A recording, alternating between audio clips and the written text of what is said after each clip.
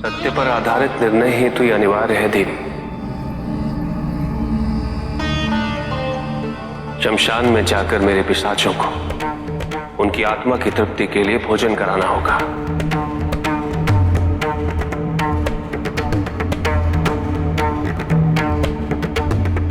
और ये कार्य केवल मेरी वास्तविक पत्नी द्वारा ही संभव है।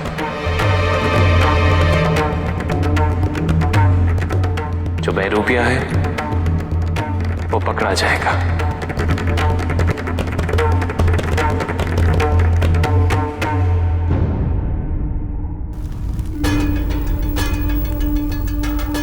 बहुत समय हो गया, पार्वती आई नहीं।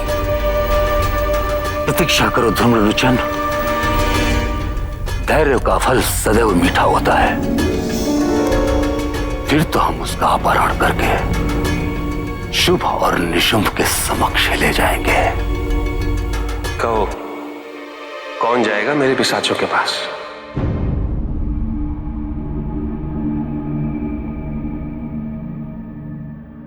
ये सर्वोत्तम अवसर है अपने आप को महादेव की पत्नी सिद्ध करने का।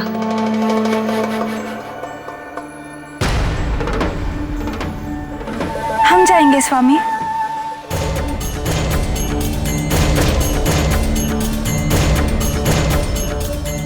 अवश्य देवी।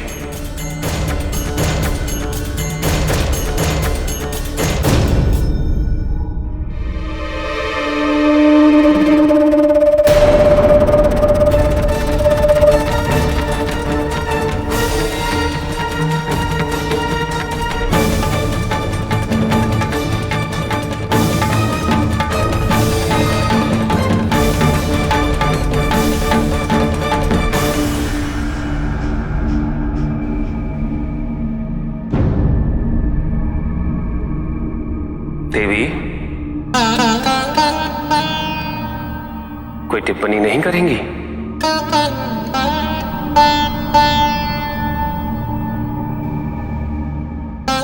हमें ना ही कोई टिप्पणी करनी है और ना ही किसी का उपदेश सुनना है। हम जा रहे हैं। देवी,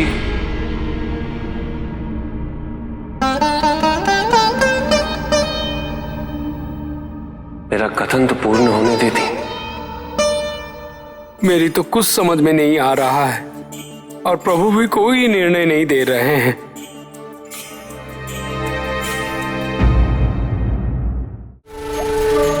अब मुझे केवल इन प्रेतों को भोजन करवाना है और महादेव को यह विश्वास हो जाएगा कि मैं ही पार्वती हूँ।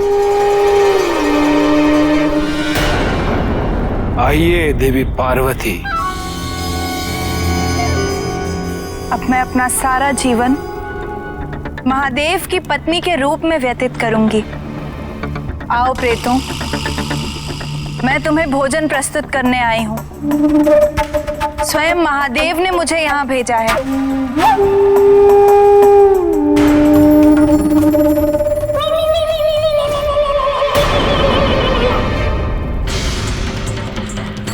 आओ प्रेतों, शीघ्र आओ, संकोच मत करो। अपहरण के पूर्व से मूर्छित करना होगा।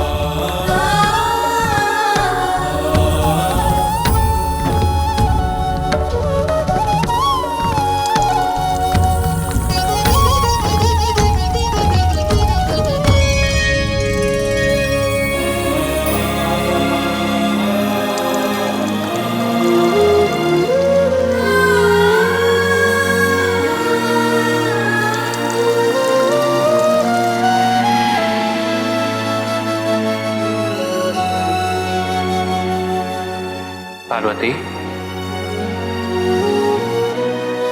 पूर्णता मेरा कथन तो सुन लेती।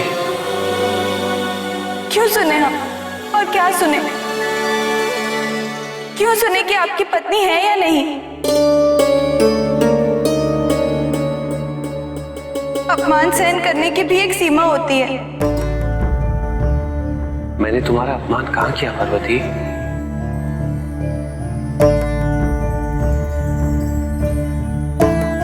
एक पराई स्त्री के समक्ष अपनी पत्नी को पत्नी न कहना अपमान ही होता है। मैं तो उसके समक्ष तुम्हारी मर्यादा को अक्षत रखने का प्रयास कर रहा था। उसके मायावी होने के तथ्य से मैं पूर्णतः अवगत था पार्वती।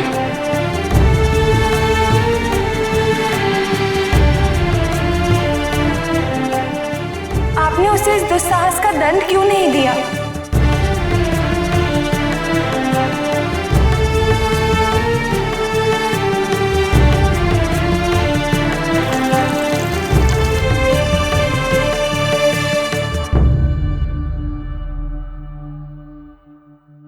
उसने तुम्हारा रूप धारण किया था पार्वती। यदि मैं उसे क्षति पहुंचाता या उसे कष्ट देता तो तुम्हारा अपमान करने समान ही होता।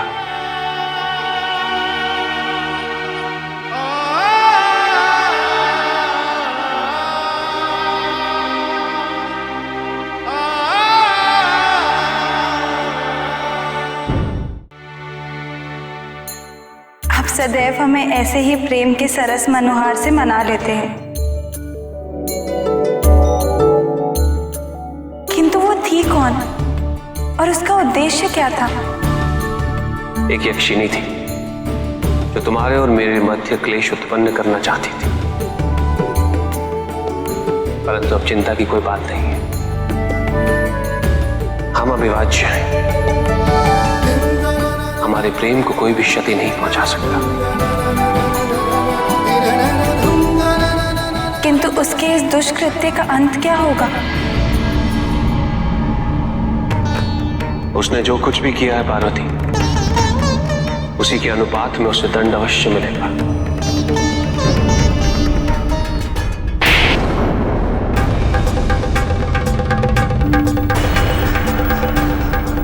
ये कैसा दुस्साहस है?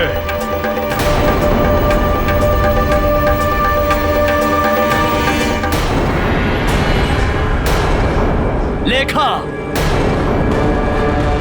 तुम यहां कैसे? आप अपने इन मेधावी सेनापति और उनके सहायकों से पूछिए।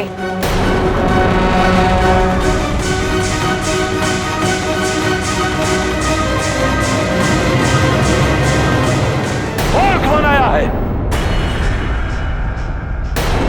मूर्ख बनाया है महादेव ने तुम्हें। तुम लोगों ने कभी पिशाच को भोजन करते हुए सुना है?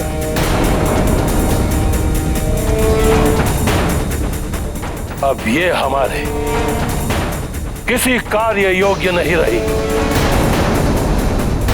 जो कुछ भी हुआ उसे भूल जाइए और महादेव से प्रतिशोध की भावना को त्याग दीजिए। केवल पार्वती का रूप धारण करने से ही मुझे जिस प्रकार की अनुभूति प्राप्त हुई है वो वर्षों का स्वर्गीय जीवन भी कभी प्रदान नहीं कर सकता। आप सबसे मेरी प्रार्थना है, महादेव के मार्ग को अवरुद्ध ना करके आप सब उनकी शरण में समर्पित हो जाए। लेखा, तुम्हारी इस दिव्य अवस्था हेतु मृत्यु ही सबसे उपयुक्त मार्ग है।